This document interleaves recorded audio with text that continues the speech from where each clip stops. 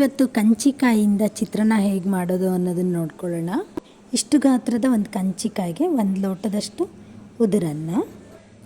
ಅನ್ನ ತಯಾರು ಮಾಡಿಟ್ಕೊಂಡಿದ್ದೀನಿ. ಮತ್ತು ಕಂಚಿಕಾಯಿನ ಹೆಚ್ಚಿಬಿಟ್ಟು ರಸ ತೆಗೆದಿಟ್ಕೊಂಡಿದ್ದೀನಿ.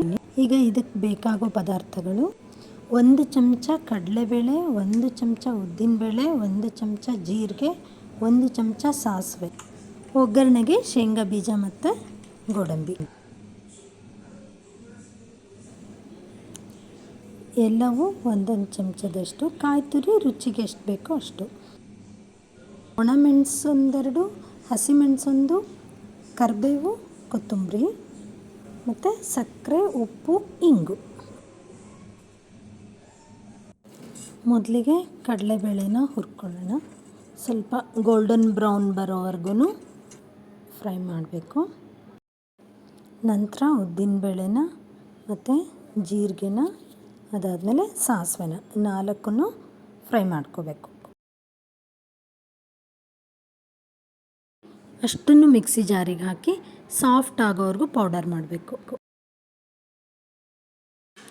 ನಂತರ ಅದಕ್ಕೆ ಹಸಿಮೆಣಸಿನ್ಕಾಯಿ, ಕಾಯಿ ತುರಿ ಹಾಕಿ ಪೌಡರ್ ರೆಡಿ ಮಾಡ್ಕೋಬೇಕು.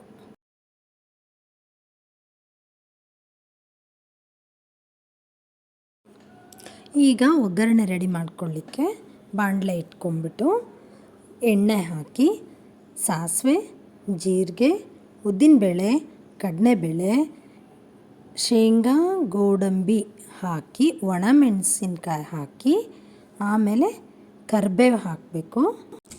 ನಾವು ಮಿಕ್ಸಿ ಮಾಡ್ಕೊಂಡಿದ್ದ ಪೌಡರ್ನ ಹಾಕಿಬಿಟ್ಟು ಸ್ಟವ್ ಆಫ್ ಮಾಡಿಬಿಡಿ.